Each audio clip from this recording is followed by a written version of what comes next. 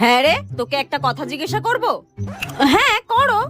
এখন তো শীতকাল, তা বন্ধু বান্ধবের সঙ্গে আজ এখানে কাল ওখানে পরশু সেখানে, তা বন্ধু বান্ধবের পাল্লায় পড়ে ওইসব নেশা টেশা করা হচ্ছে না তো? না, ওইসব কে করে? ওইসব আমি করি না। ওইসব কে করে? আচ্ছা, করিস না তো? উফ না। আচ্ছা, আমাকে একটা কথা বল, প্রচন্ড যদি কেউ নেশা করে থাকে, তার নেশা কাটানোর জন্য তাকে কি খাওয়ানো উচিত? লেবু জল।